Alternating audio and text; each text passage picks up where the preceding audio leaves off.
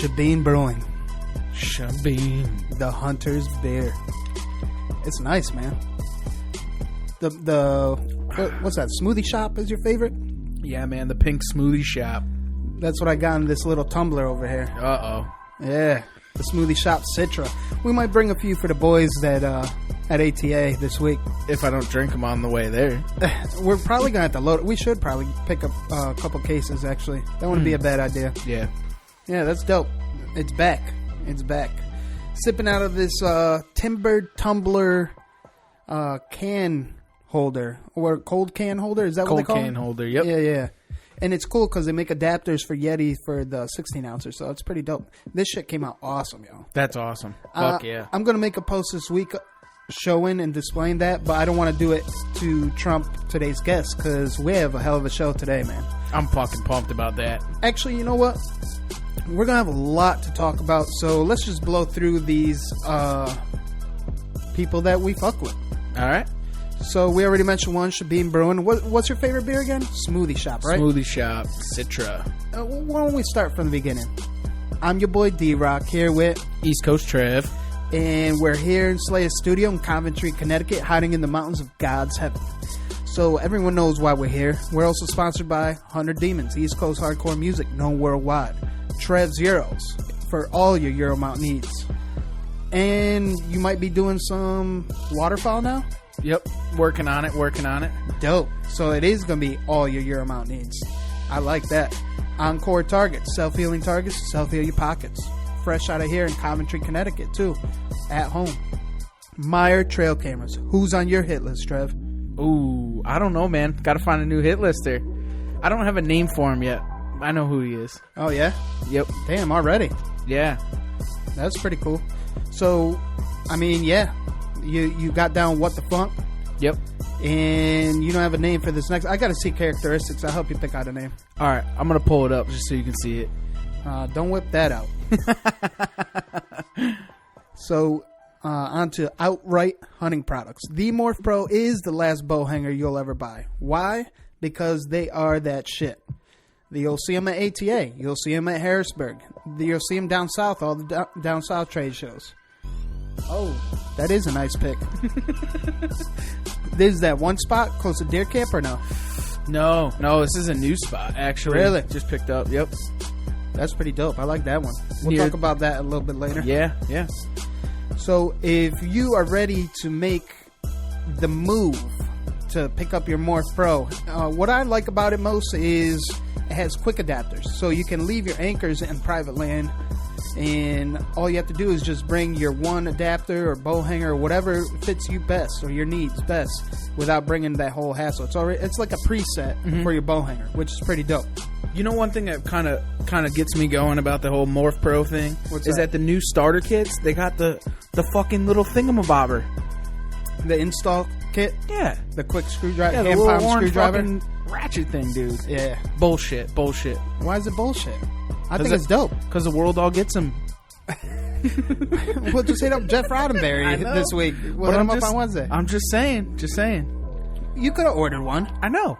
I think you're just busting balls. Yeah, that's all it is. They just have to make sure that everybody knows that you get one in the set. Yeah. They have the state land adapter as well. It's something similar to like the base of the Assassin Reach, just not so it doesn't have a swivel joint like that, but it has the outsort quick snap system, just like the screw-in ones. So it's pretty dope. It's adaptable to state land and public land. So check them out.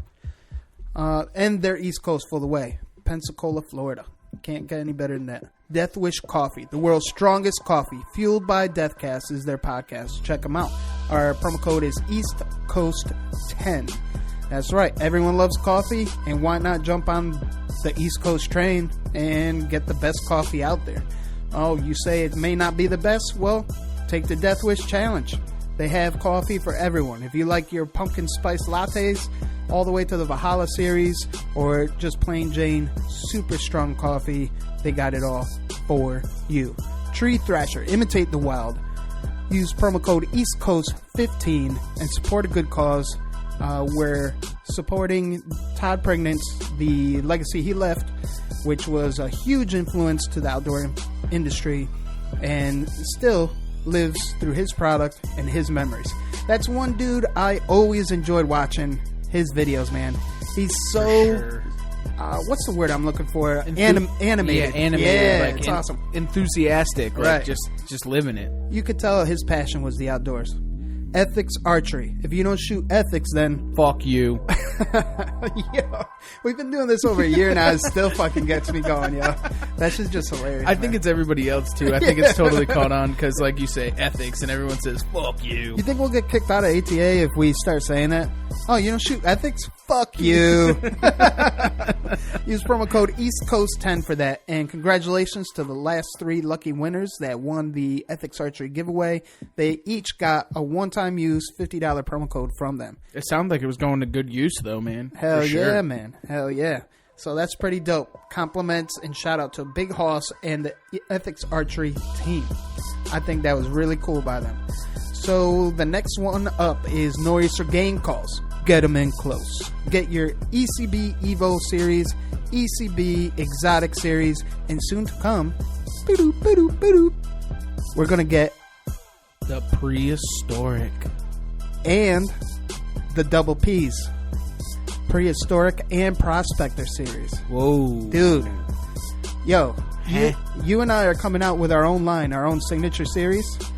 Wait till you see the D-Rock series. Oh, jeez. It's going to be insane. You're going to be like, what? Yo, it's pretty dope. So we're working out the kinks, so we're working on ideas. So Trev has his signature series, and your boy will have his own. And this way, it'll be a very limited run. I think we may make 5 each, number them, and it'll have our signature on it. So this way, you'll have something you could either use in the woods or a conversation starter, hang it up on your mantle. It just looks dope. Although I already drew it up, sent up the drawings to Mark, it's going to look insane. He already has the material, too. Uh-oh. We'll leave it to secret. And use promo code ECB, and you get you a free lanyard. If you spend over $100, you get lanyards and koozies, stickers. I mean, he hooks it up. And we're also coming out with something new, which is going to be the face mask. East Coast Blood Series face mask, and it's pretty dope. And turkey season's right around the corner, so the turkey pot calls will be coming out very soon. And Connecticut just opened, so we can shoot 5. Yeah, it's a rumor, but we'll see if it comes true. Huh? You know what rumors are good for? No. Well, maybe you don't. So, saddle up with Wild Edge Inc., the leader in mobile hunting. Live wild and get yourself a perch, a Yarick. They got the complete climbing system, the step ladder steps, 8mm ropes, the Kong ducks, the carabiners. I mean, they have it all. Merch. Sweatshirts. No, what they don't have is a fucking promo code for East Coast. Still no promo code. They did, but something happened. I think their computer crashed and it went because it was East Coast Aid to get a free aider. So we're going to do something special for you, the listener.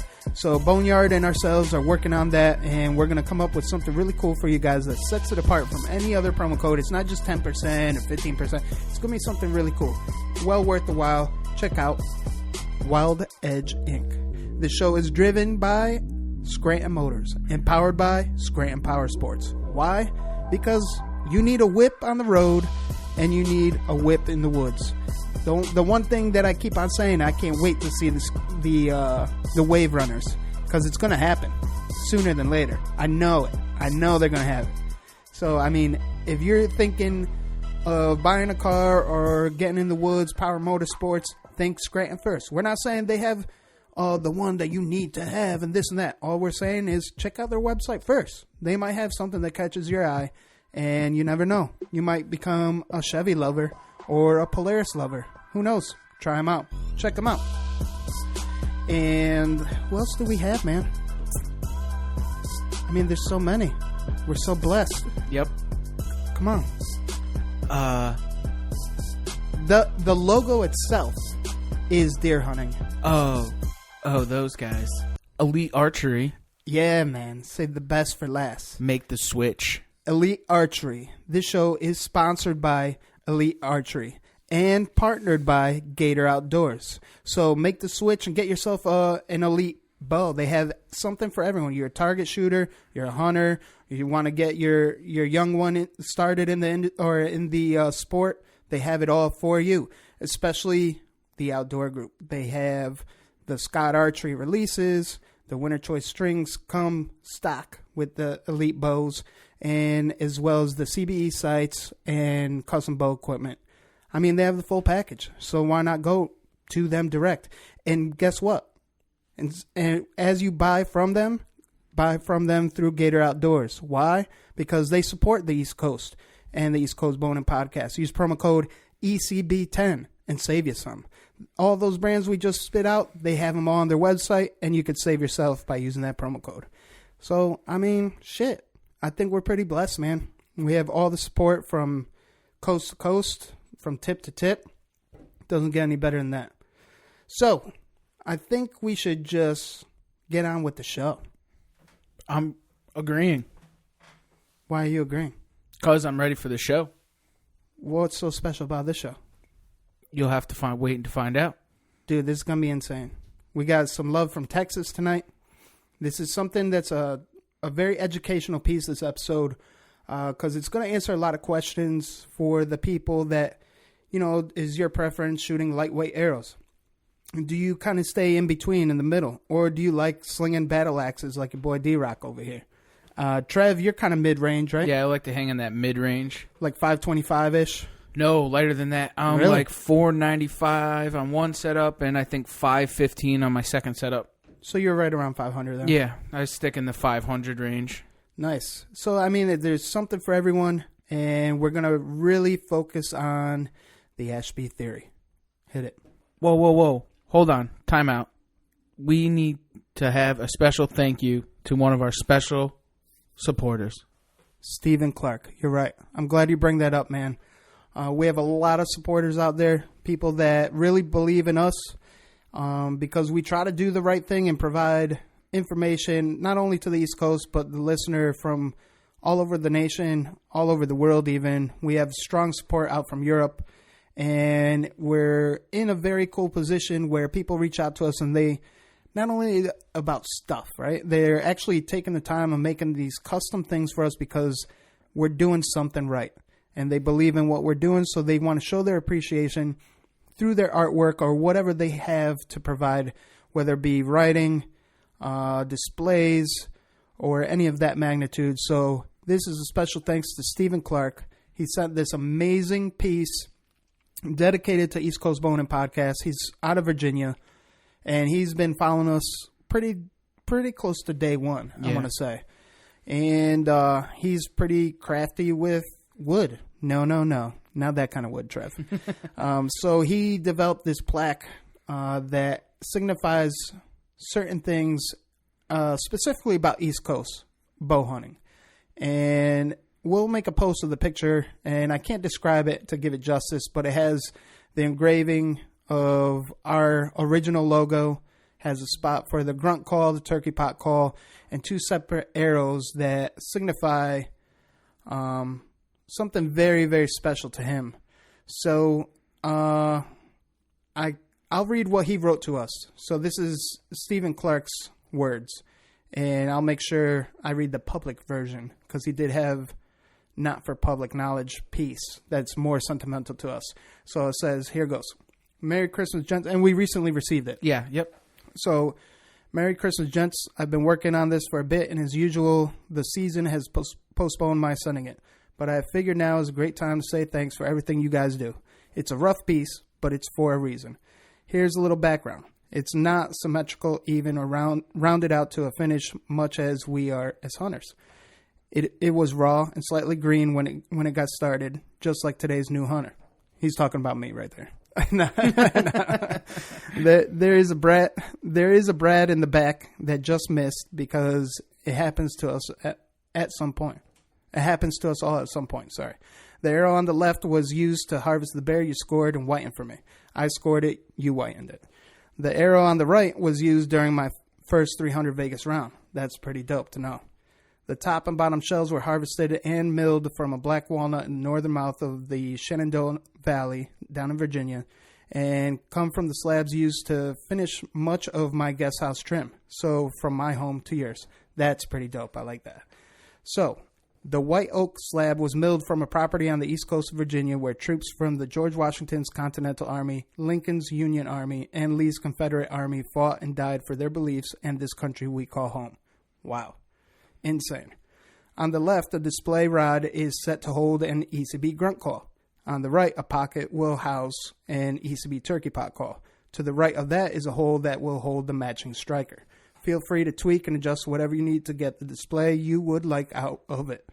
It's just a small token to say thanks for everything you guys have done and are still doing. The info you're providing and the time and energy you have put into the endeavor. I look forward to the future, boys. It's going to be a wild ride. Cheers to the new year. Stephen Clark. Dude. That's the first time I ever read it, so yeah. Sorry I stumbled on a few words. I read it to you, but I was stumbling on it, so it didn't make any sense to you when I read it. But that's pretty dope, and the letter has the inlay of our original logo on the background. We're definitely going to have this frame, hang it up in Slayer Studio. It's going to be a nice piece, go right next to the ECB sign. The only thing before I frame it, Stephen Clark forgot to do one thing. Sign it? He didn't sign it, so... Yeah, but we're going to see him at Harrisburg. Right, so that's why it's not framed yet. So this is a beautiful piece. We'll make a post so you guys can see it in detail. It's just amazing, man. He very thoughtful. If I was drunk enough, I might shed a tear. Yeah. I mean, I got choked up a little bit inside. Yeah. I'll tell you, when I opened it, man, it was definitely I was hard gasping for air because it was definitely something. It definitely touched home. You know, it was cool that. Oh, I thought it was because you walked up the steps. Oh, yeah, well, that too. But no, that somebody would just go out of their way and spend that much time for something for us. Yeah, for us, man. It's amazing, especially somebody of his gratitude that has fought for this country and what he's done for this country and still continues to do for this country. So, and I mean, we're invited down to. We're going down to Virginia in the beginning of April to go and. Slay some birds with some veterans. So really excited for that. So I'm glad that we got the opportunity to get invited to do that. So and maybe before deer season, sling some spring bear. Maybe I'm hoping they don't have a spring bear season. Oh, it's they only don't. Fall, no. Yep. Oh, really? Yeah. Yep. So they only have a fall season. When does it start though? Earlier than our deer season, right? Oh yeah. Whenever their deer season starts, it starts. And their fall turkey, deer, and bear season start all at the same time. So. Oh, no shit. Mm-hmm.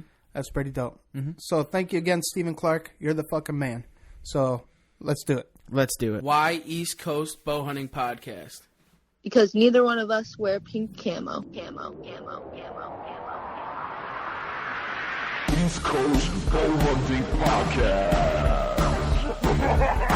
4, 3, 2, 1. Look, man, I'm from Wisconsin, and I listen to the East Coast Bowhunters because you don't get anything more real than these guys. Because East Coast Bowhunting sets the standards for keeping its listeners informed on everything that matters in the hunting industry. Nice having somebody, local and represent the East Coast boys. The East Coast is going to saddle up.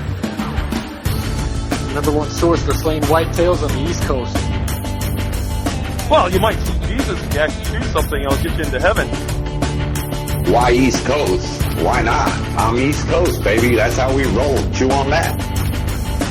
Come on the show, a stranger, and you feel like one of the boys when you leave. Because I get my hunting camp anytime I want. There's some absolute monsters roaming the East Coast, and I think it needs a little attention, so why not bring it to the East Coast Bowhunters Podcast? Man, because East Coast is a tight-knit crew, and y'all like me. Raw, real, no bullshit.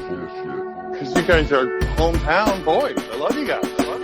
East Coast Bowhunting Podcast. This is Kurt Geyer with Working Class Bowhunter, and East Coast Bowhunting Podcast is the only hunting podcast I'll tune into. All right, so we're back on the line with Dr. Edwin Ashby. How you doing, Ed? Welcome to the show. Doing great. Awesome.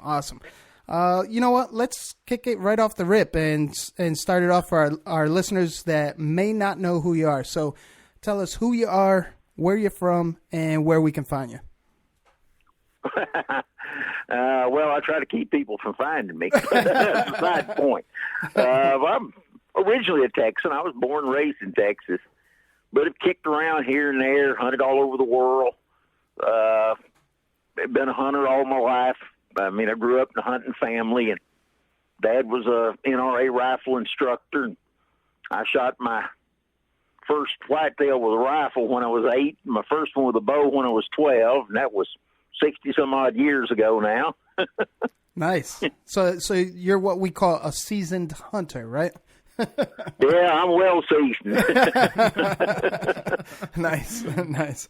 So yeah, welcome to the show, man. It's good finally to lock you down in an episode of your own, because we share multiple same contacts and friends, and they all have really good things to say about you, and they say that you're a plethora of knowledge. So I'm ready to cut into it and chew the fat, if you know what I mean.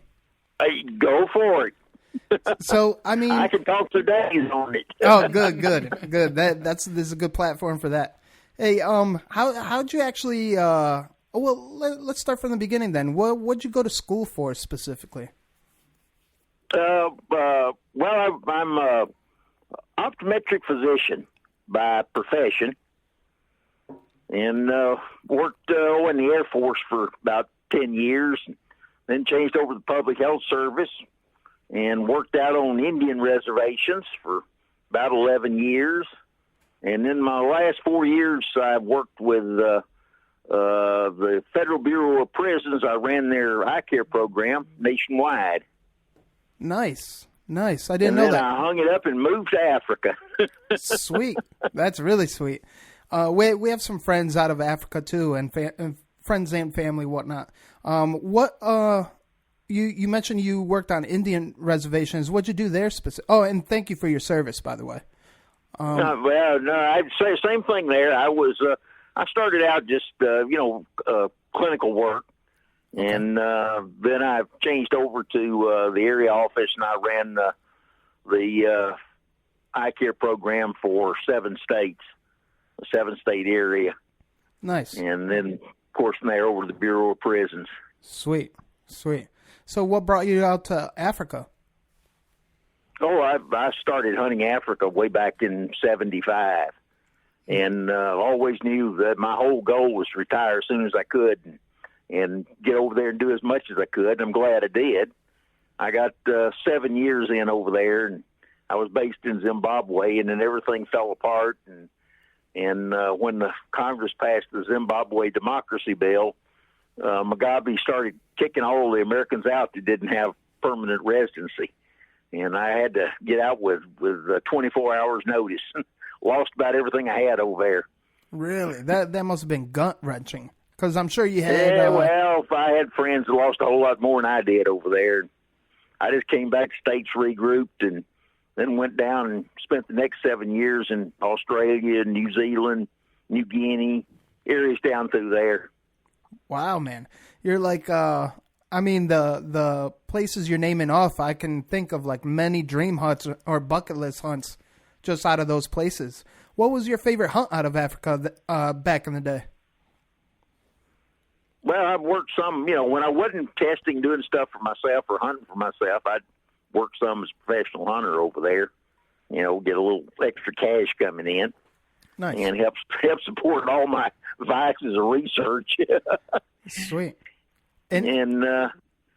Favorite hunt, I guess, would have to be the rhinos. I mean, that's it's hard to go beyond that.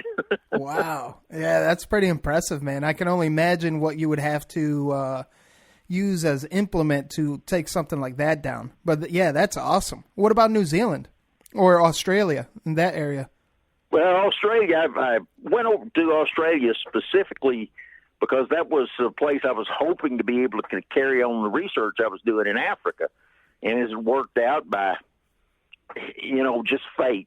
Fate has guided most of what's happened to me through the years. One of the fellows that I knew that I'd guided over in Africa knew somebody that had he was a retired game ranger, had a big place up in the Northern Territory there.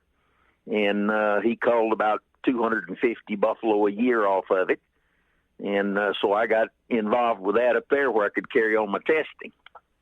Nice. So I'd go up, spend about 3 months every year up there doing nothing but testing. Nice. So, I mean, you're mentioning the testing, and not everyone is very familiar on exactly what you're referring to. So, what better time to just segue into that, and what brought this to your attention to want to research this specifically? Because not everyone is familiar with the Ashby theory, and people have different beliefs, but I think this is a very important matter to touch upon. So this way, the bow hunter specifically can really understand and decide for him or herself which way to go about things. Especially, I mean, taking down a rhino, you're going to have to sling some battle axes, I would assume, right? Oh, yeah, I could do it a lot easier today than I did back then because I know a whole lot more about it. Yeah, you dedicated what? It's got to be over 23, 25 years of research, right, at least? Almost 30 years, just shy of 30. Wow. And, and then I hurt my back, and that was the end of me doing research. Right. And, cut right into it. What brought this to fruition, and what got you started on your research? Well, I'd been bow hunting for about 25 years, and it shot a fair amount of game, and always with, pretty good success, all with traditional bows and so forth. And I finally decided, we're reading all this stuff. I'm gonna get a compound, and when I, like most people, read what I could read in the magazines, and I went whole hog, and I got some replaceable blade, multi-blade broadheads, and little light arrows, and decided, okay, we're ready now, man. Man, could I shoot that thing on a target? Jeez. But that first year I hunted with it, I hit and lost 4 deer, and I'd never done that in my life. And I said, something's wrong. So growing up in a family of riflemen, like I said, Dad was a rifle instructor. For the last 300 years, about everything you could research on rifles has been researched and published about. And so I said, okay, well, let me start digging and find out what's wrong here. And I started digging, and there was zero information. Nothing. No research, nothing. And I decided, well, I'm gonna, just start doing some stuff, some testing, see what I can find out, see if I can find out what's wrong. And started keeping records on stuff, and that's when fate first struck. And I had written Natal province there in South Africa several years before, 6 or 7 years before, asking about the possibility of hunting a rhino. And they had replied, you couldn't because bow hunting wasn't legal, blah, blah, blah. And, okay. Well, they decided that they wanted to do some research on bow hunting and look at the possibility of legalizing it. And they were all having a meeting over there and sitting around a table talking, and the subject came up about hunting the big animals with it and what could be taken and what couldn't. And one of the guys there said, somebody wrote me several years ago wanting to hunt a rhino. Said, I might still have your letter. And he went and looked, and sure enough, he had it. And they contacted me and said, told me what they were doing, said, would you like to come over and as part of this project and try to shoot a rhino? And it didn't take me very long to answer them. And so the following summer here, which would be winter over there, went over and hunted and took the first rhino. And they said, is this a fluke? Or said, could you come back next year and do it? And said, and we're doing all this research. Would you like to participate in some of that? And said, if you can round up, as many different types of arrows and broadheads and stuff that you can, bring back with you after we do the rhino. So we've got a cull operation every year in Makuzi Park. And we're going to go in this year with bows and try to shoot as many animals as we can shoot. And we'll look at the results of that and, put that in part of our data. So that's what I did. I rounded up everything I could find. I think I took 32, different kinds of broadheads and several different types of shafts and so forth. And we went over, and we had 30 days to work in there. And they wanted us to take shots as they presented. They wanted to see what happens when you hit them in the wrong place. So they said the first time it's in a range where you are pretty sure you can hit it, then shoot. And we were backed up with rifles and said, we'll put it down with a rifle, and then we'll autopsy the animal and see what's happened. And if we couldn't autopsy it in the field, they had a place you could take it in with a skinning shed big enough to hang up elephants and dress them. And wow. A couple of veterinarians there to do the work on them. And so that's basically what we did, was go through that. I think, if I remember right, I had 154 animals in that first test there. And we were, Tony Thompson and I were the only two shooters, only two bow hunters. And he was shooting a compound, Martin Warthog, 85 pound. Damn. And I took my favorite longbow, which was a 94 pound. Jeez. And, one of the things we wanted to use was heavy bows, eliminate the bow as a factor. Mm. And then we looked at the results of all the shots, and, and I tabulated all that, and it all went into, it was still another year or so of testing behind that. And because they were looking at things like elapsed time and before the animal expired, travel distance, or how much the animal was disturbed by the shot, how much animals with it were disturbed by the shot. And they would put all that information together and submitted it to the Natal Parks Board, and they legalized bow hunting, and that was the very first affirmative bow hunting law anywhere in Africa. Really? Before that, the only places you could hunt with a bow were places that were silent, that had no ways and means laws, which were not very many places. What year was that? Do you recollect that, when they allowed bow hunting in Africa? We finished at 86, I guess, that it went into the Parks Board. That's interesting. Very interesting. And then as soon as South Africa legalized, well, Natal, it wasn't all of South Africa, wasn't less than a year, all of South Africa had legalized bow hunting. And then Zimbabwe and Botswana and Zambia and just country after country started, Namibia, all started picking it up. And suddenly we had legalized bow hunting over most of Southern Africa. That's awesome. That's really, it's nice to know. And I mean, I can only picture being in your shoes to have the privilege to even do that research over there, and then also be a big contributor and part of the reason why they legalized it. It's pretty. Yeah, and like I said, it was just dumb luck. Like everything, I was in the right place at the right. It's almost like it's meant to be. I just happened to be at the right place at the right time to be able to do all the research. That's nice, man. And of course, going back and forth to Africa and doing stuff. I made friends over there, and other than my first trip over in '75, I never paid for any hunting over there. It was all stuff we just went out and did. That's amazing. That's amazing. See, you have the dumb luck. I just have the dumb. That's it. Yeah. That's pretty cool, man. That's pretty cool. So, I mean, I can only imagine things just blossom from there, and you continue to research. And, I mean, what were the first few years of findings that you were figuring out as far as what you should be running as far as gear or arrows specifically? I mean, that's always...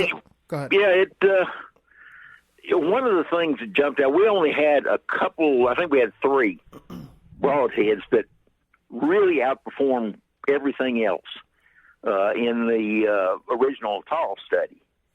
And they were all rigid fixed blade heads. And the head that performed by far the best was the 190 grain Grizzly, and which happened to be the only single bevel head we had in there. I guess it was about the only one that was made at the time, and didn't really know why it worked. I just knew that it outperformed the others. The other real good performing heads, we had a Ben Pearson dead head that did real well, and then a head that used to be made in Oklahoma called a Maxi head, which was also a 3-to-1 long, narrow head that had a I think 4 serrations towards the very trailing edge of it. And it performed real well. And then I started, trying to find out why. Every time I would do a test, and it happened every year for the whole time I was testing, when I would finish a series of tests, I had new questions, new things I wanted to look at that come from this of why did this happen? And so it just carried on and on and on, and I never really finished. I've still got more questions, which is one reason we've worked so hard to get the foundation established. So there'll be somebody carrying on the studies, pick up where I left off. They want to go back, and one of the things I want them to do is I want them to re-verify a lot of the findings that I got, and not put my findings in with their new database, just use it for something to look back and forth at. And all the time I was collecting this data, over 30 years, I kept a separate database of the animals I actually hunted. And I used that as a control to look at, okay, am I getting the same results in hunting that I got on these set-up test shots, and which have to be taken on very freshly culled animals. Within about 30 minutes of putting them down, we found that out with time, that you can't let rigor mortis start setting in, or it alters your results drastically. And so you got to have fairly fresh tissue. The interesting thing is that the live animals actually show more penetration than what you get on the setup shots, because the live tissue is under tension. So when you cut it, the fibers retract, just like a cut rubber band. So you actually pick up penetration in shooting a live animal compared to the setup shots, even when you get to them within 30 minutes. That's our standards. We don't go beyond 30 minutes of putting the animal down to be able to test on him. Huh. That makes a lot of sense too, especially the tissue under tension, like you said. Yeah, it's amazing that there was a noticeable difference, noticeable increase in penetration, and regardless of what type of arrow setup you use, if you compared it back to the same type of arrow setup used in the testing, there was an increased penetration. And then one of the early things we found out in the testing actually came right out of the Natal testing. You always hear people, they lose an animal and they say, well, the shot just wasn't in the right place. Well, we found that not to be the case. The number one reason for a non-lethal hit is lack of arrow penetration, period. When they shoot an animal and they don't recover it, they theorize what happened, but you don't know unless you can recover that animal and autopsy it. And that's where we had the advantage of any time we had made a shot that didn't look lethal, it was put down with a rifle somewhere remote from where the arrow was. And so we got to look at all of the non-successful shots. That's where you learn stuff. The successful shots don't tell you anything other than giving you some measurements, some penetration data and things like that. But it's when things go wrong that you have a chance to look at it and discover why it didn't work. Why was it not a lethal hit?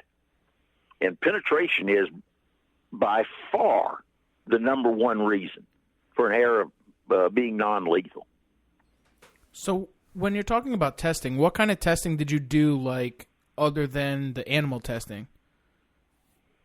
That's basically it. I've tried all sorts of artificial mediums and stuff like that. Nothing correlates with the testing on a real animal. You've got such a mix of media in an animal that it's just virtually impossible to be able to duplicate it artificially. Yeah. It's just no way that I ever found that anything came close to it. What did you find that was like the closest to actually the actual animal? As far as artificial? Yeah, as far as nothing? Okay. Yeah, no, like... I tried ballistic gels. I've tried ballistic gels with bones in them. I've tried all the things that people try to use of targets and wood and everything I could think of to try. And never found anything that gave me a correlation with what I was seeing on the real animals. And that's why I asked, because you see everybody with all of their broadheads and all this, and they're testing and they're using gel and this, and or that's cement why blocks, yes, or steel drums, and So that's why I was asking you personally, like, what did you find worked the best in correlation to a live animal? Well, you can. Oh, go ahead. It's just not there. There's nothing that we ever found, and till this day haven't found, that correlates with what you show in real animals. That's what I wanted to hear. Yeah, like in layman's terms, what I gather from it is basically you can only get limited data until you actually apply it to a living animal, and that's where you gain the most. Yeah, a living or the freshly downed animals. You get the correlation is pretty high between the freshly downed animals and the living animals. The only difference you'll see is that there's a slight increase, modest increase in penetration on the live animal. So, I mean, you say slightly down, so sometimes you guys would shoot a slightly downed animal? Most of the database is basically based on freshly downed animals. Okay. So that way we could put the errors where we wanted the errors for specific tests. Right. And, we started out with light animals in the tall study. We started out with impala and Inyala and warthogs and worked our way up, through wildebeest and zebra and things like that. So you guys weren't starving at all then? Throughout the testing, that is. Yeah, and then, gradually it got on up to where it had to start working on heavy animals. Nice. And most of the latter research was done on buffalo, either Cape buffalo in Africa or Asian buffalo down in Australia.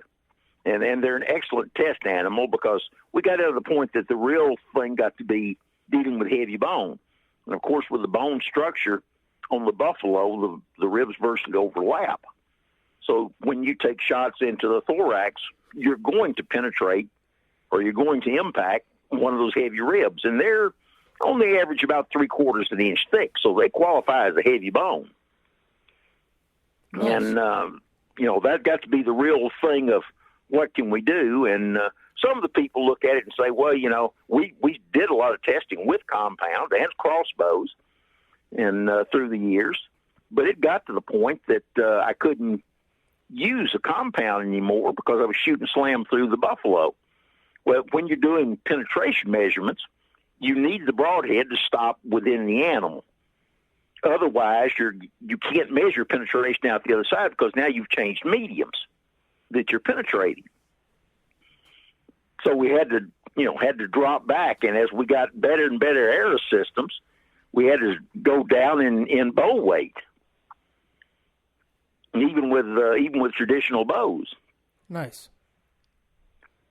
So, I mean, actually, if we can for a hot second there, let's take a break because this is a ton of information that is very intriguing.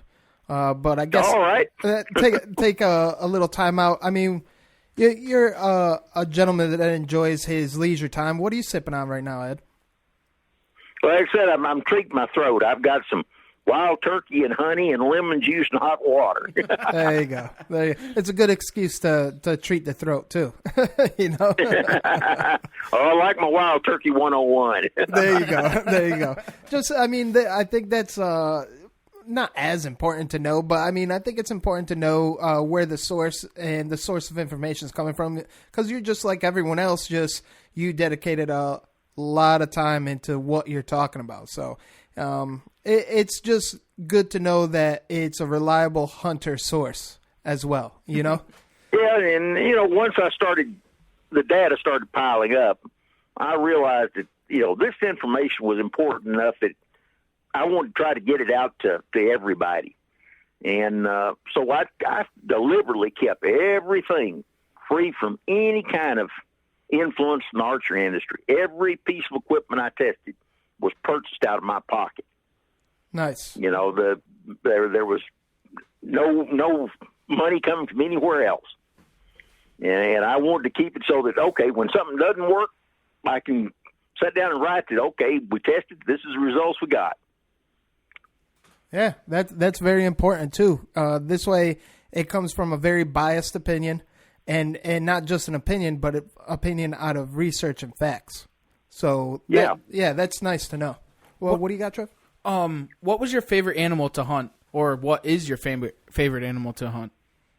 Well, God's gift to the bow hunter were pigs. Yeah, I could have guessed that. Pigs of any flavor all over the world. Of any flavor. I like that. I'm writing that down. Pigs of any flavor. I just want to see your trophy room. I know. Well, I actually had a real nice trophy room, but when I retired, I liquidated everything I had in the States to go to Africa. Got rid of all my animals. Well, I got rid of everything. And, of course, then when I lost everything in Africa, I had nothing. I had to start life over in my mid-50s there. Oof. Which was one reason to go down to Australia, New Zealand. I'd stay with friends, acquaintances, and down there or out in my tent in the bush. Right. And kept my living costs down, and I saved up money enough that, okay, when I hurt my back and had to come back, I at least had enough to make a down payment on a place to live here. There you go. There you go. Oh, man. So getting right back into your research and shooting the live tissue, something that stood out to me specifically that you mentioned is you're getting the most data out of the poor shots or the misplaced shots. So can you kind of break that down in specifics to shots and areas or what you're finding versus broadheads versus weight and lower poundage and what have you? Well, you got into about a day's worth of information. We got all night. we did. Like I said, we got four bones with a big problem. If you don't hit bones, a single blade broadhead penetrates the most. That's followed by a 3-blade, and then by a 4-blade. But if bone is impacted, even light bone, it's the single blade, then the 4-blade, then the 3-blade. The 3-blade is the poorest penetrator when a bone is hit. Really? It's very difficult to split or break a bone 3 directions. It takes a lot of your arrow's force away. And then when we got to looking at as we went on through the years and got into the single bevels, and I started understanding why the single bevels work, there's no question that a single bevel is the most effective broadhead when a bone is impacted. It becomes a very, very important factor because that broadhead will torque, and it literally pops the rib open. We did a lot of testing with matching arrow setups, everything identical, even the broadhead. The only difference would be is that one is double bevel, one is single bevel. And this kind of testing, where you're doing outcome-driven testing, which is what this type of testing is called, which is used widely through the medical community, you have to just look at what the results are, and it's very rare to ever get anything that has 100% frequency. But we get that when we compare a single bevel to a double bevel. A single bevel with a bone impact will outpenetrate a double bevel 100% of the time. And it's a significant difference in penetration. It's using up very little of the arrow's energy to split that rib. And a lot of that's because what creates the torque is the unequal pressure on the two sides of the blade. So you've got the bevel on one side generating pressure, is trying to push that broadhead over to the side. You have no opposing force on the other side pushing back. The force of that torque increases the harder the medium you're trying to penetrate is. So there's a lot more torque generated going through a bone than there is through soft tissue. And it just pops incredibly heavy bones open. And, I experimented with a lot of different angles on the edge bevel, because just like a broadhead has a mechanical advantage overall, the bevel itself will have a mechanical advantage. But if you get the bevel too thin, then you have a tendency for it to roll over. Right. And I ended up by trial and error at 25-degree bevel. And that was working almost exclusively with 190 grain grizzly, because that was about all that was out there to work with, other than ones that I made up. You know, like doing the deadhead. I got a lot of unbeveled deadheads from Ben Pearson Jr., and I single beveled those so that I had matching deadheads, single bevel, double bevel. And we'd use those as a wide cut. But it didn't matter what profile single blade we were using. There is a huge increase. The actual percentage increase was higher on the deadhead than it was on something like the grizzly. And the grizzly, I used that matching with, there was a broadhead made in Australia called the Ribtech made it called a Pro Big Game, and it was the exact duplicate of the grizzly, other than it was double beveled. And it was quite interesting, it was beveled at 12.5 degrees on each side. So it had a total angle of 25 degrees, the same as what I was working with on the grizzly. And so I had those as matching broadheads, same weight, both 190 grain. And so I could set up matching arrow setups and do a lot of testing with those, and have a huge amount of data on those. And then as we went through, you know, we got past deciding what broadheads work best, and and at first somebody actually mentioned to me, you ought to test arrow FOC. And my first impression was that it wasn't going to make a whole lot of difference. You know, I thought arrow mass would amount to more than the weight forward to center. And I was wrong. I was wrong a lot of time going through this study. Things that I thought were going to work one way didn't work at all. So my opinions changed on things a lot going through all the years of the study. But it wasn't until, the last 6 or 7 years of testing where I got into FOC that I discovered just how important a factor it is. And it is a huge, huge factor. And that's one of the places we will pick up the testing, because I need to do a lot more needs to be done. I won't be doing it, but the foundation will be doing it. And we'll look more at that, because I was getting up into the ultra FOC, the above 30%, and getting incredible results. The last buffalo that I killed, I shot with a 655 grain arrow, very light for a buffalo, but it's 31% FOC. And in the testing I had done on the freshly downed buffalo, it was out penetrating arrows that were up in the 900 grain range that had 27, 28% FOC. And I was just absolutely amazed. And when I shot that buffalo, and he's probably the biggest body buffalo that I've ever taken, the arrow was just hanging by the fletching on the offside, and that was with a longbow.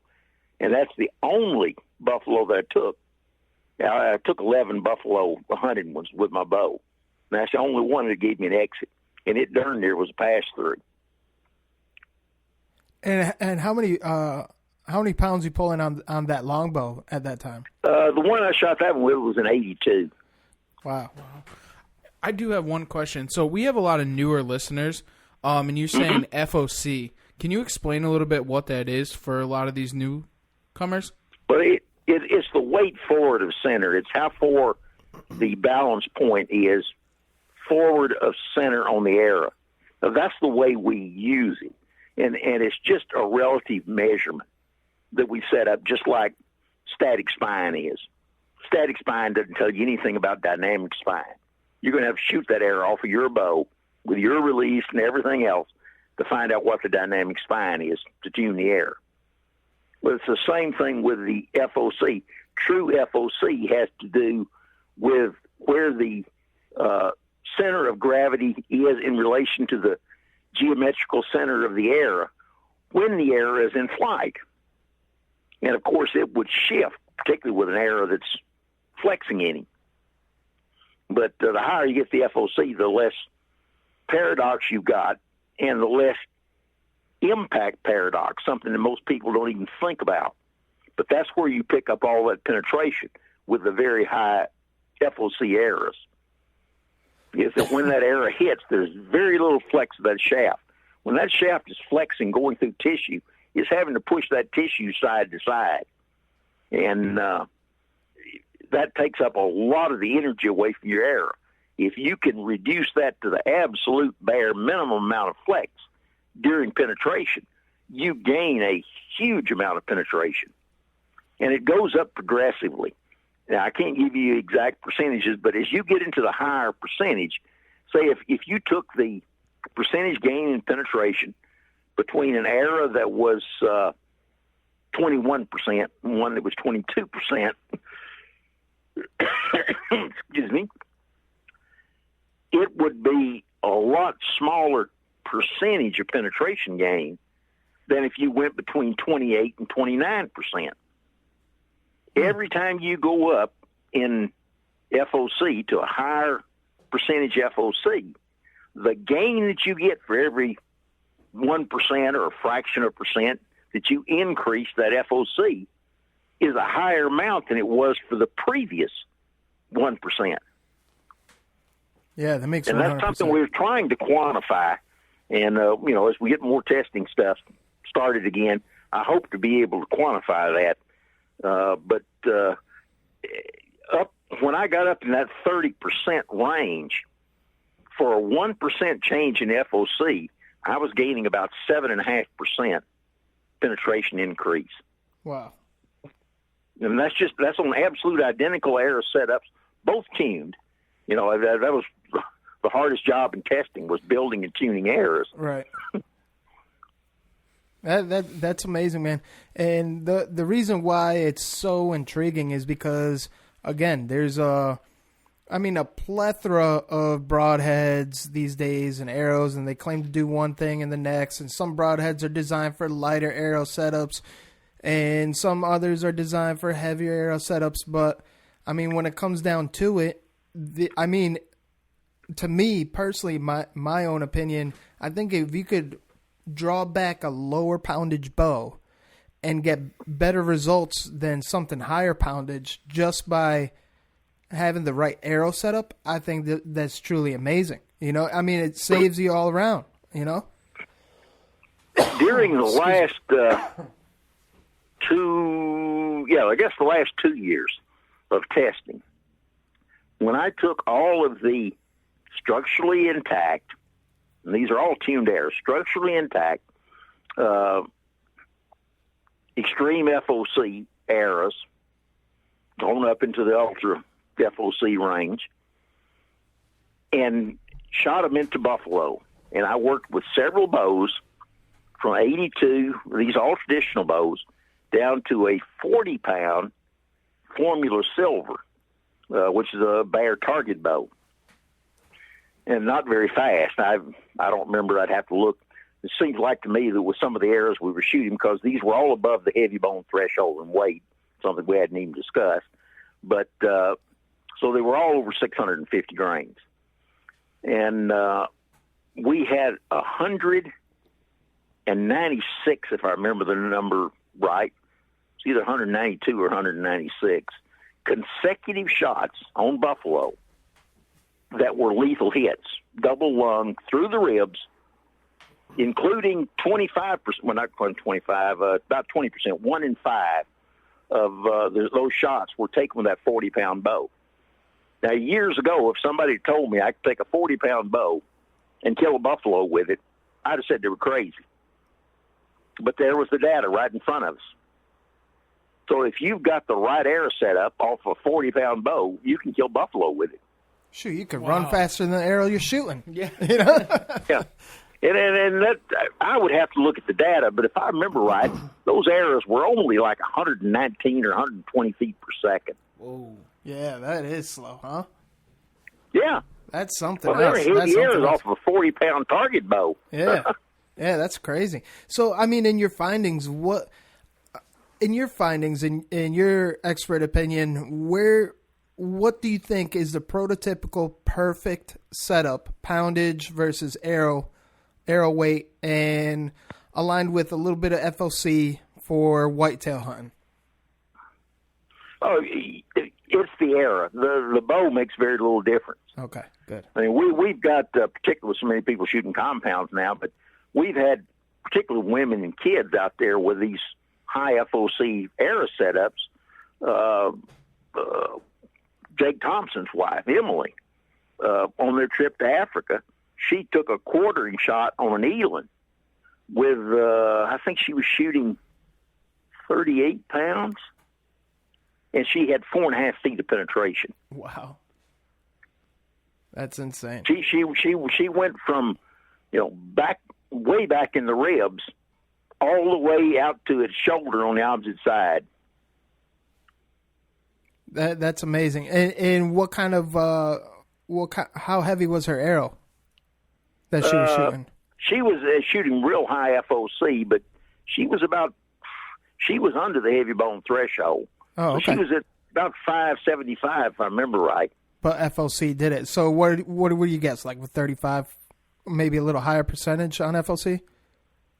Well, the higher you can go, the better. There's no downside to FOC. Okay, good. The higher you can get, the better off you are. And of course, back then, I set those parameters and I actually created those categories of. There was already a normal and high FOC that you see in all the eastern stuff, but they're high FOC. I juggled theirs a little bit. I put high FOC ending at 19%. Okay. Because I couldn't measure any increase in penetration from FOC alone until I reached I reached 19%.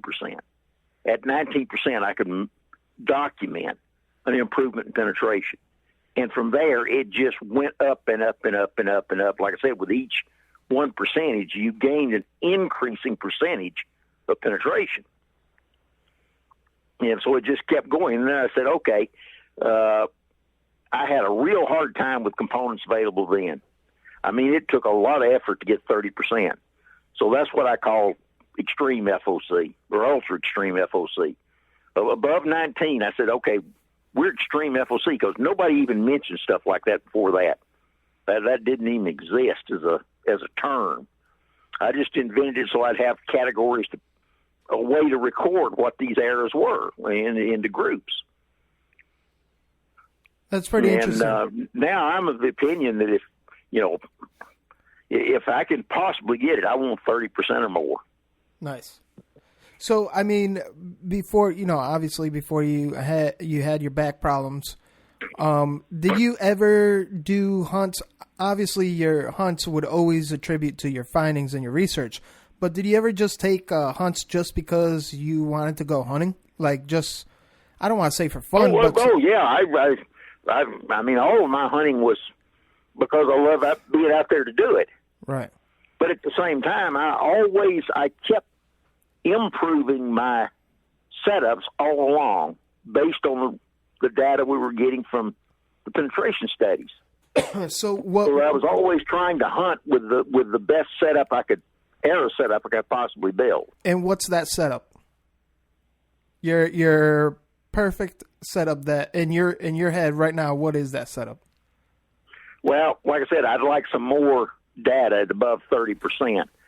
But after what I saw in that last year of testing on the buffalo, if I can stay above that heavy bone threshold in arrow mass, as much just above that, and in weight, and then with as much FOC as I can build on the arrow. Nice. So if you have that, I might juggle that because I don't have a lot of data on shooting things like elephant. So I'd probably overbuild my arrow for an elephant or a rhino or, maybe hippo, giraffe. He's an incredibly heavy built animal. That makes sense. But we've had giraffe taken with, arrows that were, 700 grains. Yeah. And, in high FOC arrow setups with single bevel, high mechanical advantage heads. Sweet, man. So, I mean, it's enlightening is what it is, to really hear this information directly from the horse's mouth, so to speak, because, growing through the podcast specifically, we talk to so many different individuals, so many different opinions and facts and findings. So to hear something that Trev and I specifically have been finding ourselves through just hunting in general, like we don't avoid the obvious. So I guess where I'm getting at is, what would you say to the person that is, I don't want to say necessarily researching his own findings or whatnot, but paying attention to what he's doing or how he's the recovery rate of his harvest, right? What's the best advice that you could give that one hunter that to pay attention to the most? Or I don't know if that makes sense. If they could do one thing, if they would be able to dissect every animal and look at what happened. Now, unfortunately, they're not in a situation where they can look at unsuccessful shots. But even with the animals I hunted, when I hunted an animal and had him down, I would take, I always had a few test arrows with me. But I would take some test shots on my bow kill animals. If they would do stuff like that, they would learn a lot. There's no question that the goal, if you can possibly do it, is complete pass-through. Because even think of what the EMTs and the doctors tell you. If you have a penetrating foreign object, do not remove it. Leave it in place till, you get to the hospital where they can deal with the extra hemorrhaging that's going to be created when you remove it.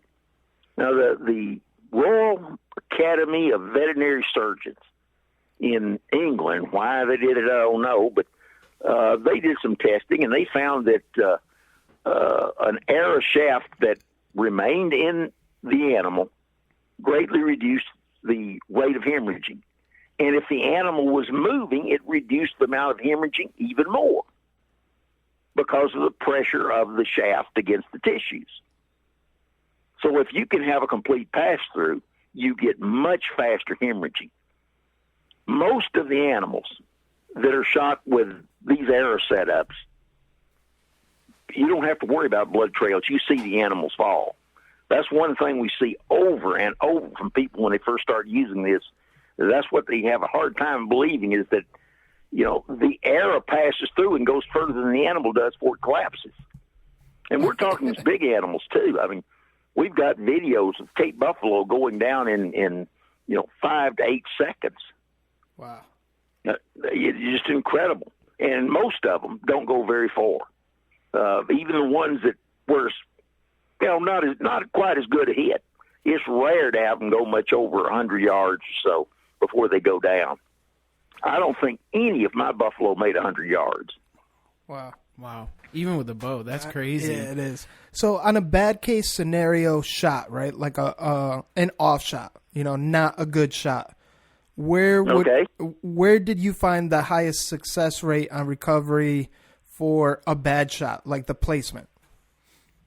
Well, out of my hunted animals, now the first 25 years I hunted, I didn't keep any records of the animals I shot. But starting in 1982, I started keeping records of them. I have 627 big game kills and 4 lost animals. Wow. So that's the kind of success rate you should be having. Wow. Right.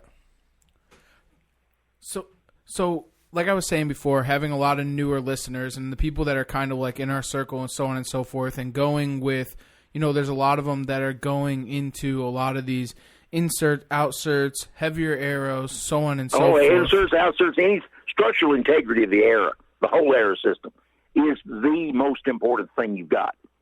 If anything gives on that broadhead bends, you lose penetration. It just destroys everything. That's the most important thing you can build. And next to that comes perfect arrow flight, because that gets the most possible force you can get out of your bow into your arrow.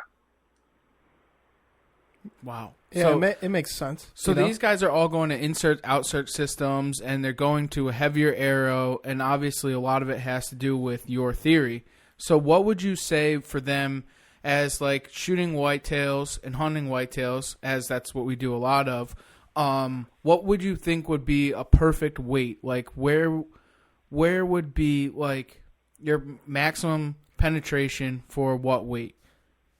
Well, with the data I've got right now, I won't shoot animals with an arrow below 650 grains because that's the heavy bone threshold. Mm.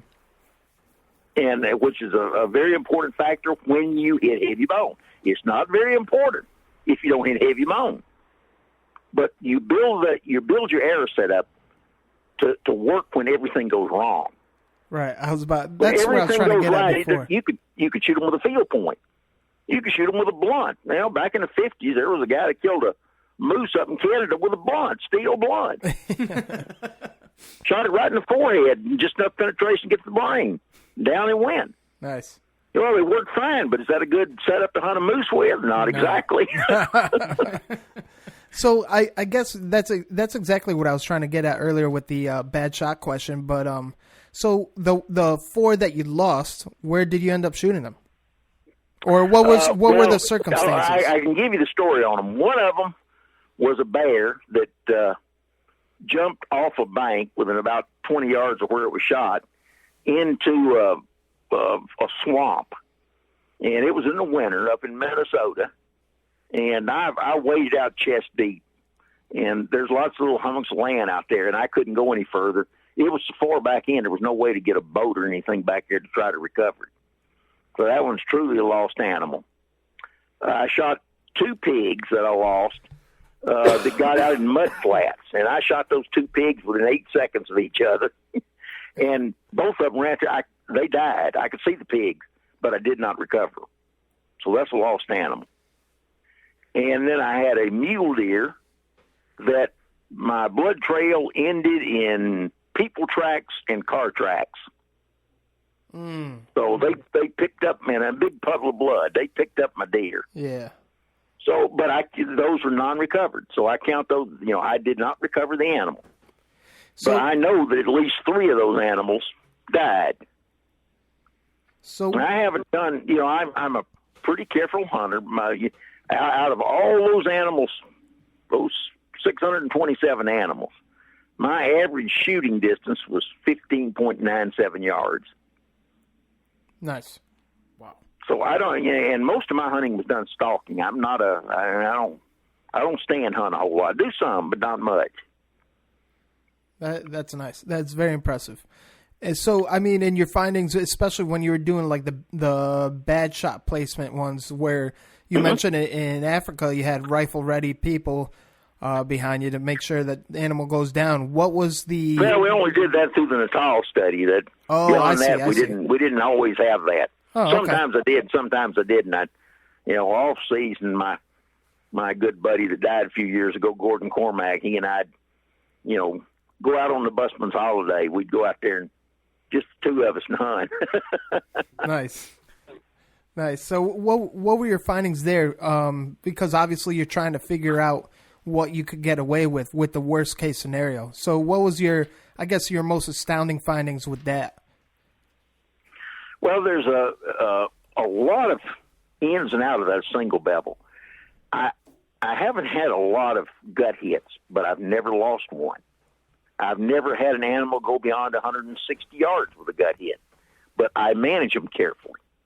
I leave him for as long as I can possibly leave him before I try to take up the trail, and then I hunt it slow. I stalk it.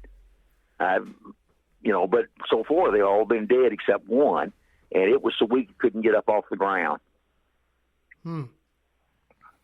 The single bevel, when you go through mobile tissues like the guts, they twist up around that rotating head, and you'll get little nicks and cuts out as far as 4 or 5 inches away from the path of arrow penetration. Now, I found that out by when I would have shots like that, setup shots, I would inject dye, and then look for where the dye was coming out. Into the bloodstream, you're saying? Yeah, finding these nicks and cuts several inches away from where the arrow passed through. That's insane. I didn't even think to do something like that, you know?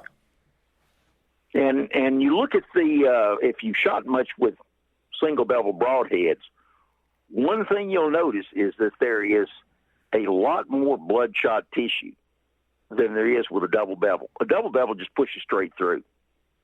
And I've got good photos of lots of animals that you would swear were shot with a rifle, and they're arrow shots. It is just that much bloodshot tissue around that rotating head. That's awesome. And the rotation isn't all that fast. You know, it's about a revolution in about 16 inches of penetration. But obviously it's enough to make a lot of difference. Yeah. Also, you've got a much more efficient edge. You've got that high mechanical advantage of a 25-degree single bevel. It has a total edge angle of 25 degrees. But if you took the typical double bevel, most of those are 25 on both sides. That's a 50-degree bevel. Its mechanical advantage is only half as great as that single bevel. The thinner, smoother, sharper that edge is, with a higher mechanical advantage, the deeper it's going to slice a blood vessel with a given amount of tissue between the blood vessel and the broadhead. And travel length is a factor too, which is one reason I prefer the long, narrow broadhead, is that it has that longer travel distance along that rotating blade, so it's not only hitting the vessel, but it's rotating at the same time and hits the vessel. And with that high mechanical advantage, it slices very deeply into the blood vessel compared to what you'll see with a double bevel head. Again, as sharp as you can get it, honed and stropped, hair popping sharp.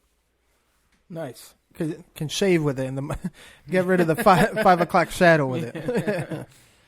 Oh yeah, I've got a photo I've used in some articles of me shaving with a single bevel. That's awesome. That's awesome. Yeah, I'm gonna have to see that. You have that picture still, right? Oh yeah, you bet. I'd like to see that. I bet that's a good one. I could see him in the bush shaving with a single bevel. Right? Absolutely, it works. It works very well. So what was your out of all the years of not even just your research, but out of all the years hunting, bow hunting specifically, what is your one hunt that stands out the most? Like every time you think about bow hunting, what's the first one that comes to mind? The second rhino. The second rhino. Can you tell us the story on that one? It was a bull, a big bull, actually bigger in body than my first rhino, which was huge. But it had been the horn had been cut back on it. But it was an old bull. They have to take the old bulls out because they establish a territory, and no other bull can breed as long as they hold it. But after they reach a certain age, they won't breed.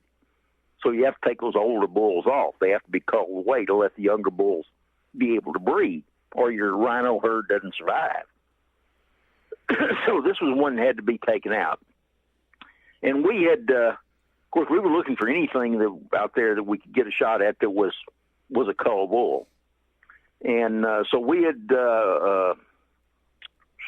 Chris Freeman and I had dropped off the trackers on 2 sets of tracks already so that they could go look, see what kind of rhino we had and what he looked like. And we had come from this rhino several times, this dehorned down in this valley. And every time we'd try to stalk him, he would leave that valley through a little narrow cut up through the mountains. And so with just Chris and I there, Chris said, well, you go up there, and so I'll give you 40, 45 minutes, find you a place up there in that narrow cut, and then I'll go in and try to stalk him real slow like we have been, and he'll undoubtedly spook, and he'll go out the same way. So I went up there, and as I went through this cut, it got narrower and narrower and narrower, and as I got at the very upper edge of it, it opened into a big, flat, open area. But just before it opened there, it was very narrow, probably no more than 10 feet across, and very steep banks on both sides. I mean, probably 60, 65-degree banks. And there were 2 rhino trails, one right down in the bottom, and one about 3 feet up on the side. And I looked at the tracks up there, and there were no tracks on the upper trail. So I thought, okay, I'm going to get on this upper trail. And I mean, he's going to be point blank range when he comes through there. And I waited and waited, and finally I heard rocks rolling. And I cut my eyes around to my right as far as I could see. And that rhino was on the upper trail where I was.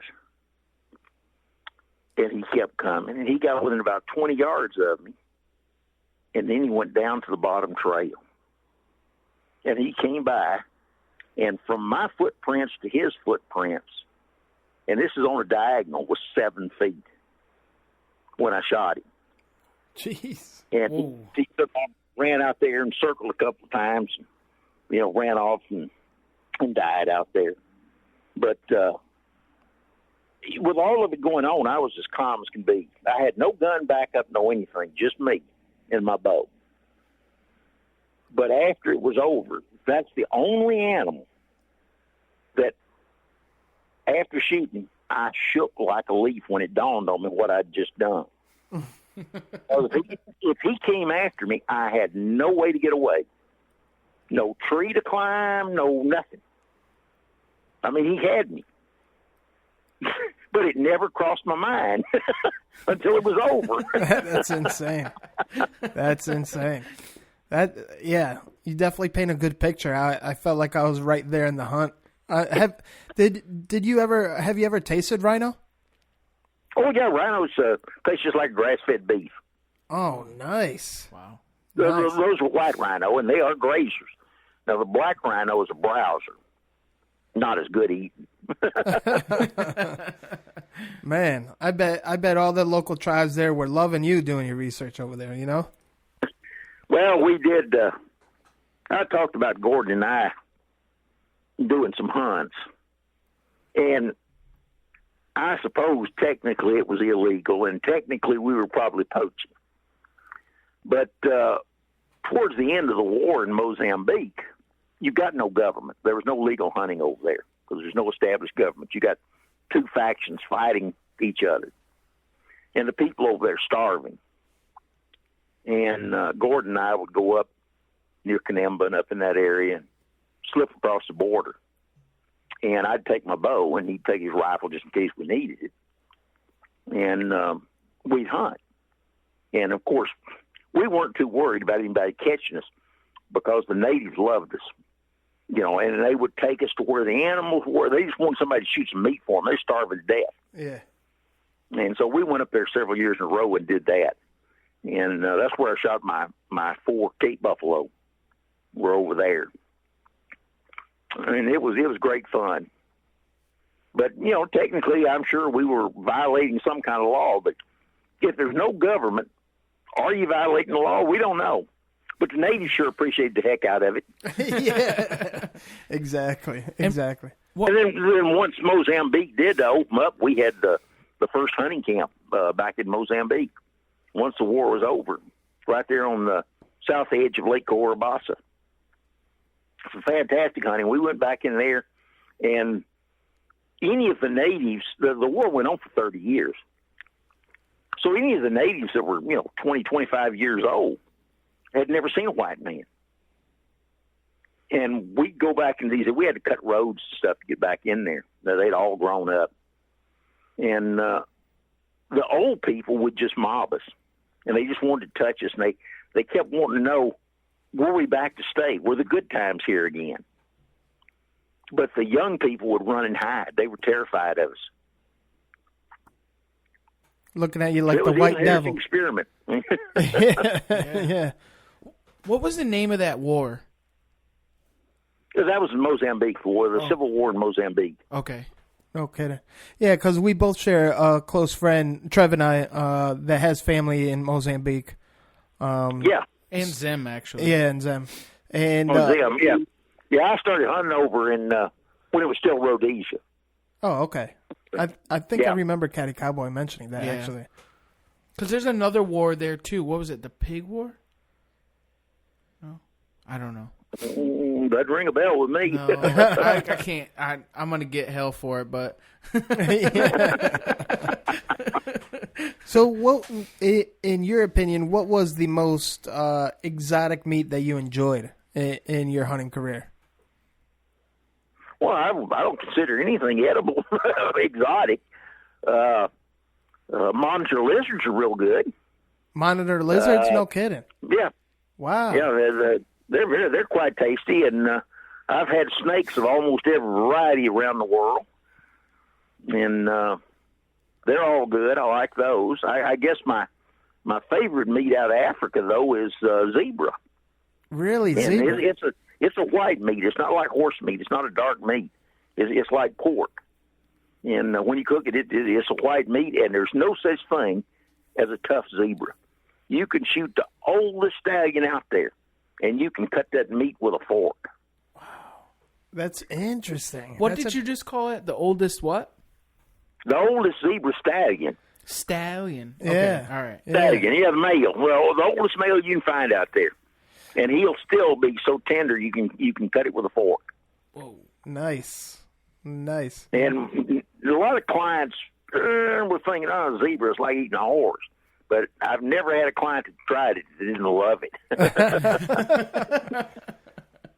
That's awesome. That's awesome. So, I mean, are you fixing to get back out there once you're completed with, physical therapy or whatnot? Or are you going to kind of... No, I'm too broke up now.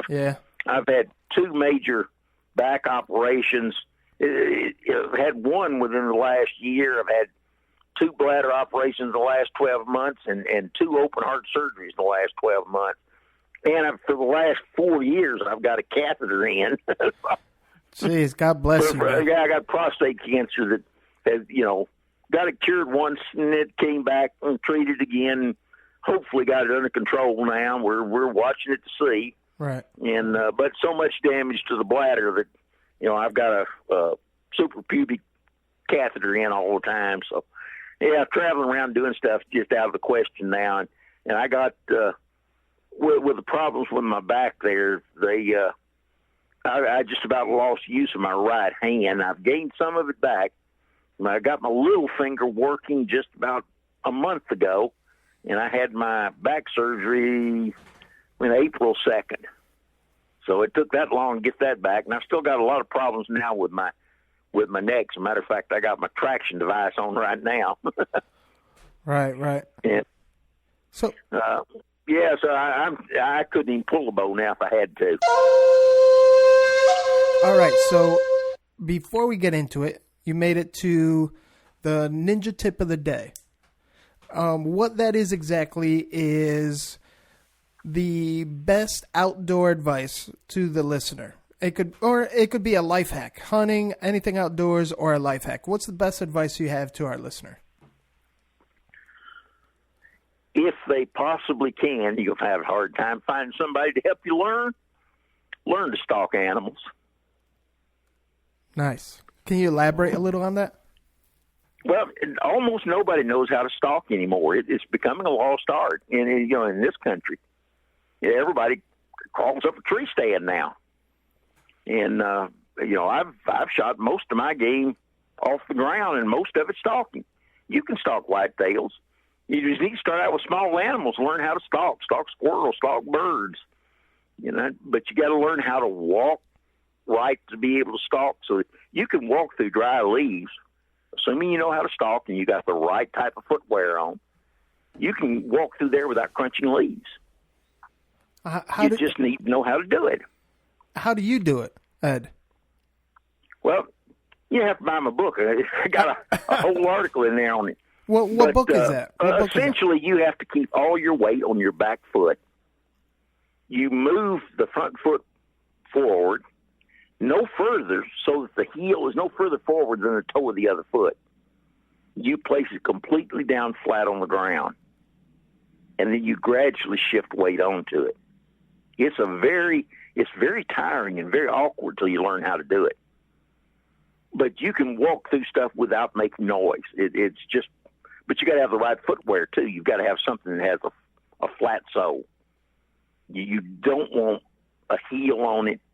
You don't want anything, treads of any kind. Now, if you're hunting mountains, you're going to have to use something with a lug sole.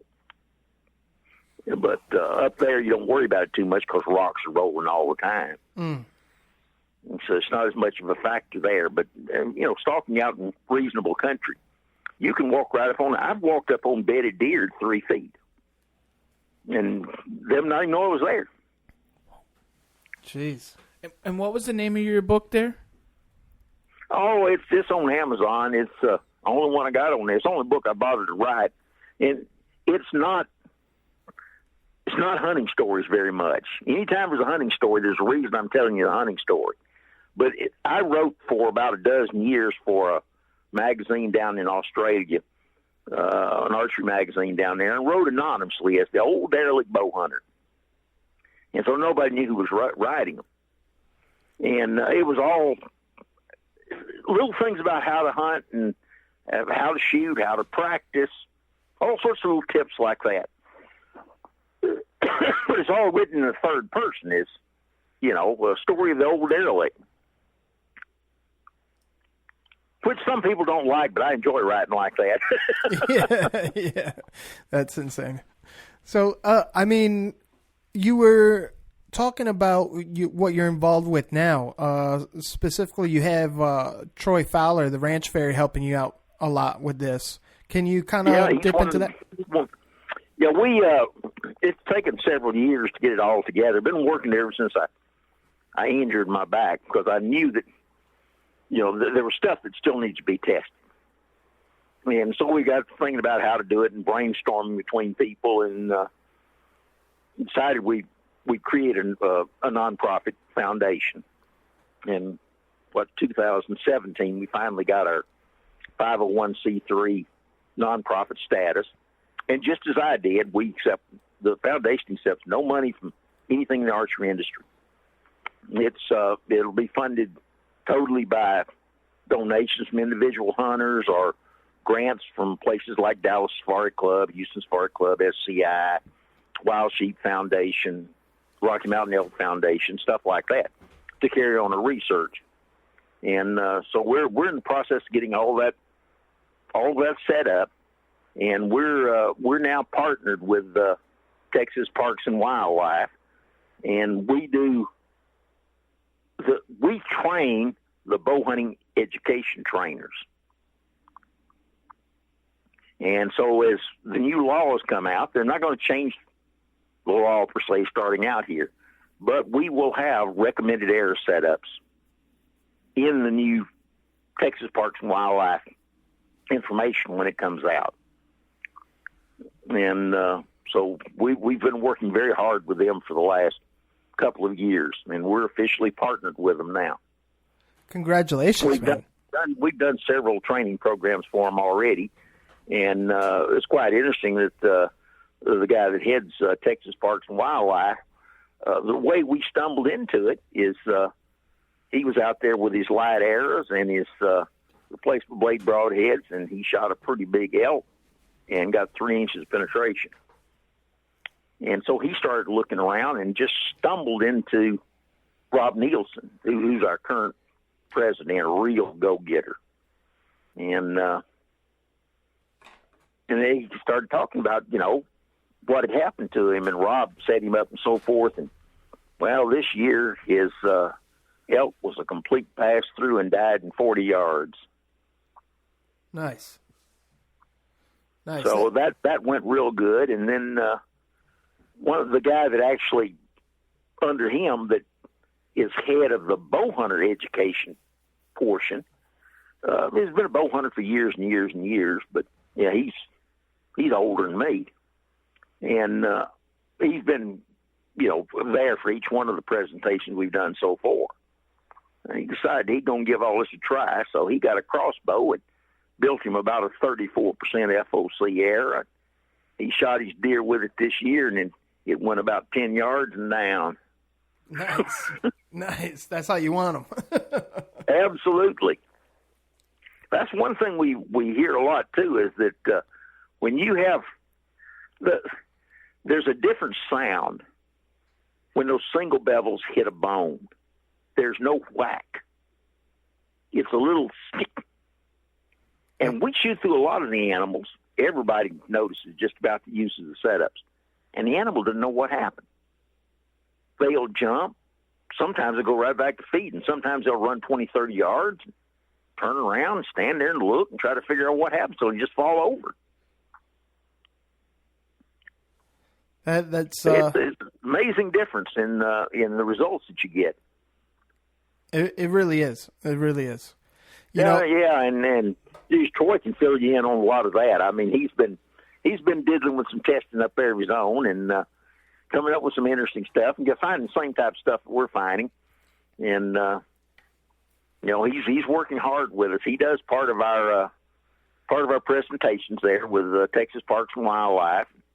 Rob does some, and Jake Thompson does some, and I've gone to all the ones so far, and I'm hoping to be able to go to the one this spring. That'll be over Palestine, so that's a pretty long drive for me, but I'm gonna try to get over there. Nice. I wanted to go to Dallas Safari Club or Houston Safari Club, but it's gonna be too hard on me this year. I've missed it the last 2 years, and I wish I could get back up there.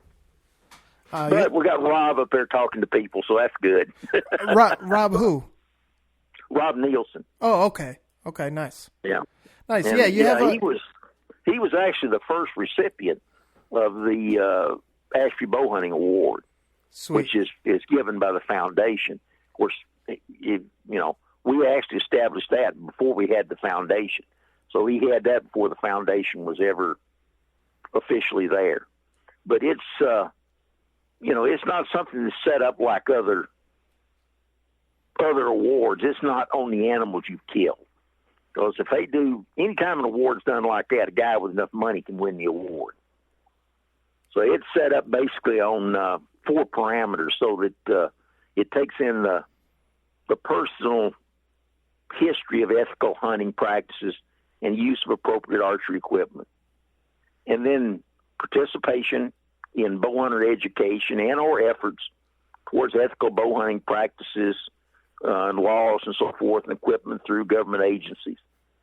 And then active participation in any kind of hunting organizations, conservation organizations, things like that. And then the 4th factor is the animal successfully bow hunting. Each one counts 25%. And it's open to anybody in the world. It's not something that's tied to an organization. And we don't give it every year. It's we look at the people that have submitted, and if nobody measures up, they don't get it. It's a nice little award. It's a bronze casting, costs us about $1,700 each. But it's a sort of like a lifetime achievement in archery award. And how does one submit? Actually, right now, probably the best thing to do is get in touch with Rob, and because we're switching it over. We had it through SCI Houston for a couple of years, well, for 1 year, and we're moving it from there. And because they wanted to make it an SCI Houston award. Nope, ain't gonna do that. We told them up front we wasn't gonna do it.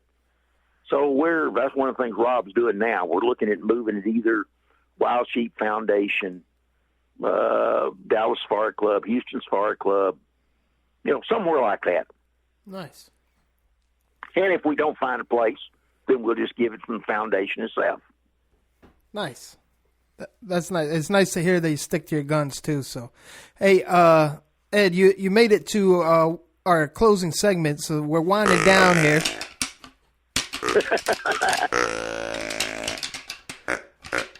So Edwin Ashby, Ed, what rattles your antlers, man? What gets under your skin? What bothers you the most in the outdoor industry? The fact that they sell equipment that is crap, false advertising. I cannot watch most of the bow hunting videos. I just can't do it. Anytime you're hitting a white-tailed deer and not being able to go through it, you're using a crap setup. Period. Hey, you heard it from the man himself. Don't shoot with crap. That's it. I would love nothing more than to see mechanicals outlawed. Really? Mechanicals, when they work fantastic. But one thing we found out in the testing is that when they fail miserably. Hmm. You know, and we pick up ancillary data. You know, for several years, I'd come back when I come back from Africa and stay with a friend over in Georgia, and I had meat processors all over Georgia.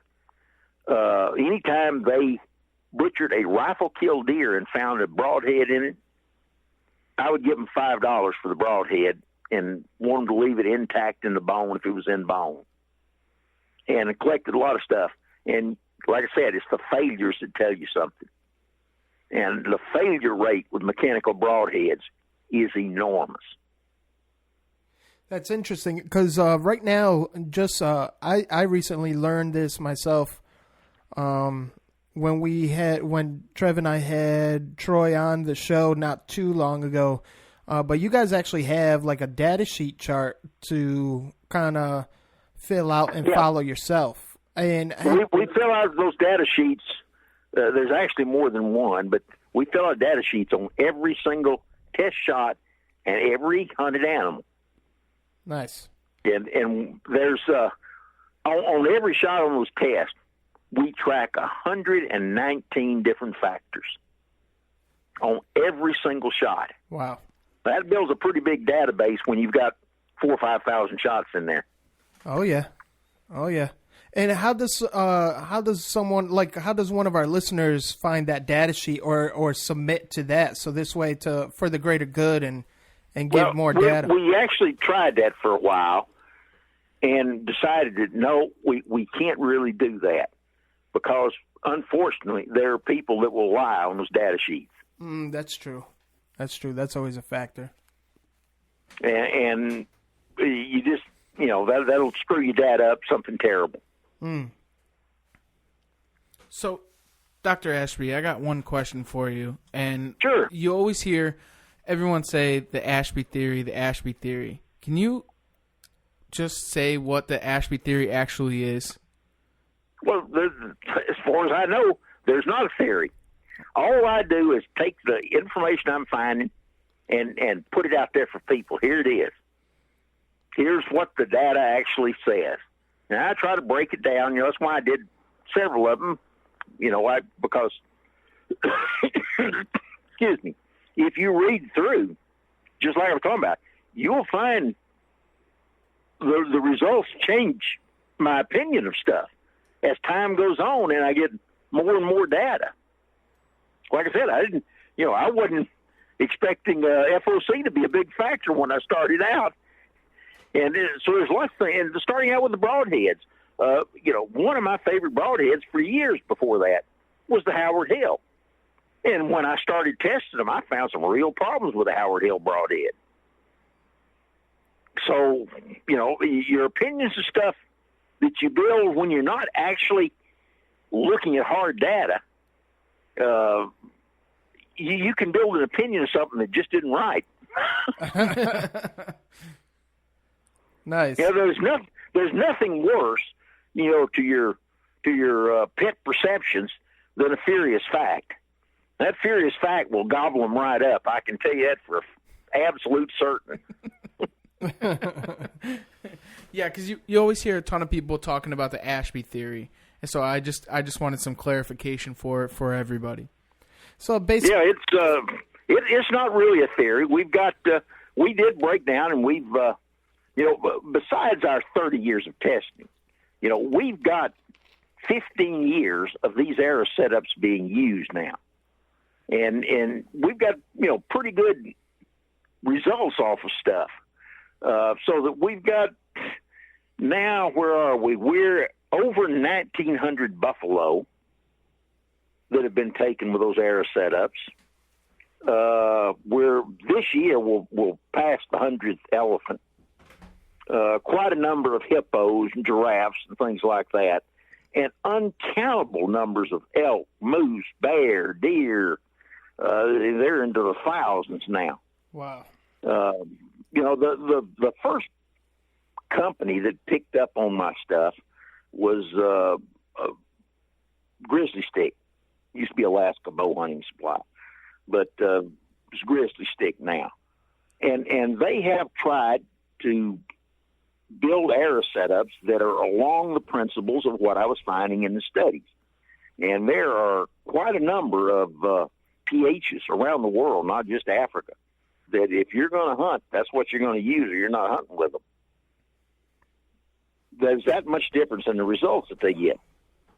Now, we had I think Garrett may even have the video up by now, a fellow this year shoot a Cape buffalo and break the offside leg.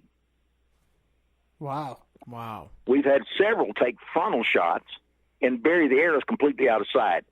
But the arrow going back past the gut. Whoa. And this is on tough animals. And pass-through shots not uncommon at all. And we've had at least one incident of pass-throughs on elephants. Wow. And then the fellow that's got, I think he's got 7 or 8 elephants now, Dr. Jan, how does he pronounce it, Siki? Anyway, he always thought, and he actually said, don't care what it is, it won't go through an elephant's rib. If you don't hit between the ribs, you're not going to get him. Well, last year, he went right slapped through the middle of an elephant rib, buried the arrow out of sight, got his elephant. So he now admits that, yeah, you can shoot through an elephant's rib. Wow. That's incredible. That truly is, though. And well, it is, and that's one of the things I wanted. That was one of my goals. Once we had bow hunting legal in Africa, I wanted to make it where people could hunt the big animals, because that is the most exciting hunt you'll ever go on. I mean, stalking, you can go to South Africa and you can shoot a Cape buffalo out of a little concrete blind at a water hole. That's not hunting Africa. To get out there in the bush and stalk a herd of wild buffalo. I mean, where we hunted in Mozambique in that thick Jess, we've been in the middle of herds of buffalo where you could see legs 10 feet away from you and couldn't see the buffalo. And I'm talking about, 100, 150 buffalo in the herd, and they're all around you. And the thing about it, though, is if you see one, he's going to be in range. Oh, yeah. Oh, yeah. Might be too close for comfort at that point, though. Well, sometimes it is. Well, that's why they make baby wipes, right? Yeah. And that's why you have somebody there with a rifle when you're hunting Cape buffalo. I've never had a problem. I've never, with the ones I've bow hunted, I've never had one of them turn on me. But, when we were down in Australia with the Asian buffalo, and we were putting them down with a rifle, and the guy I was working with, Dave Lindner, he had one take the shirt pocket off his shirt with his horn. Oh, man, imagine that. You can have that.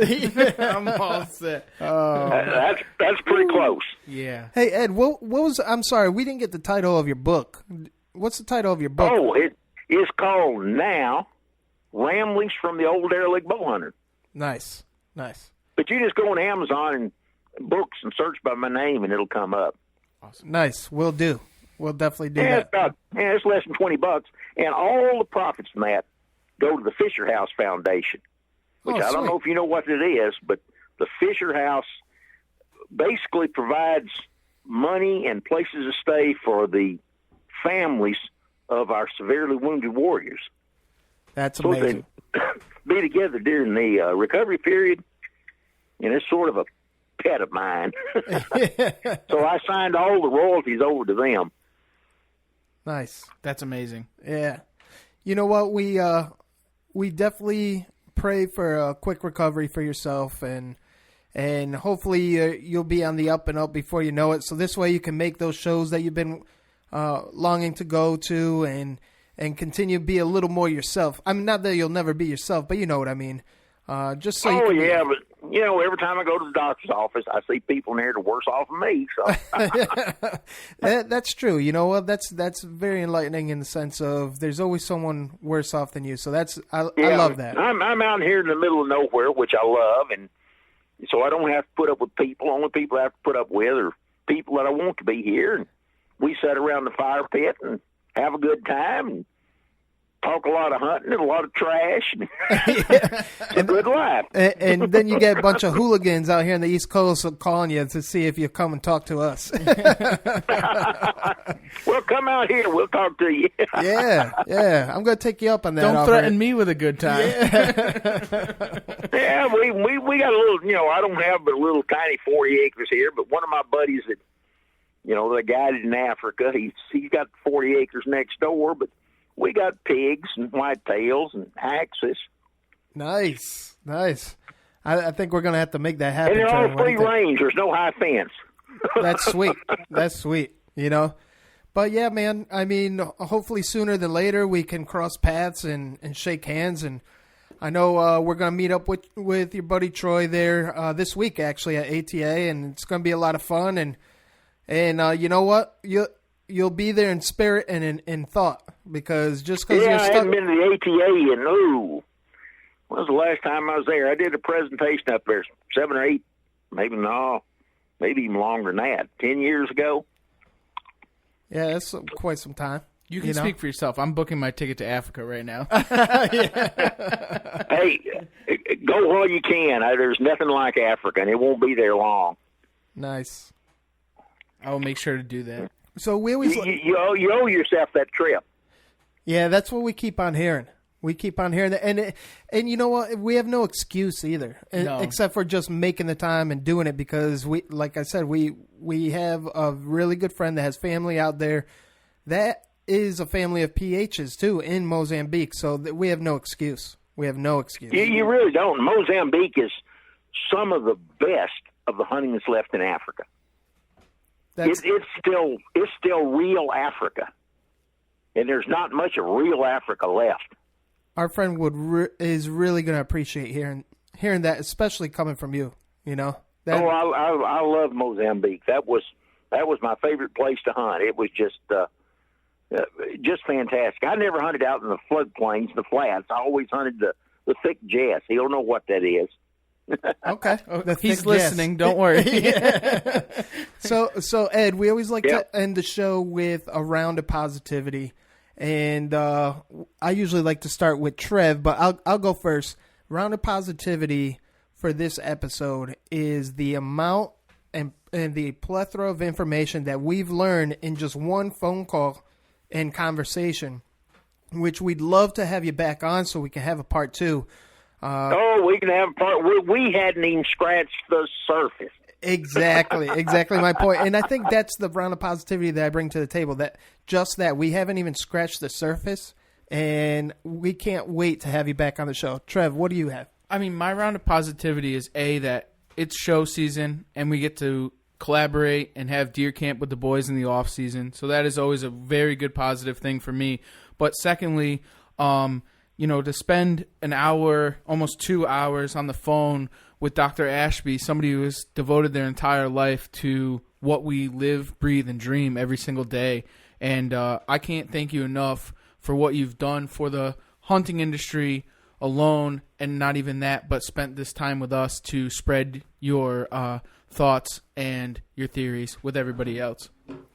Well, now my positive thing is, you think positive about going to Mozambique to hunt, and you go through and read all the data. I know it's laborious to read, and set your arrows up that way, and they'll work.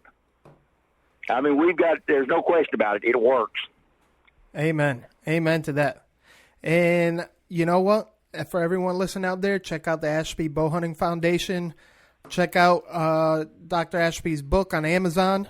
And on that note, stay stepping and stay slaying.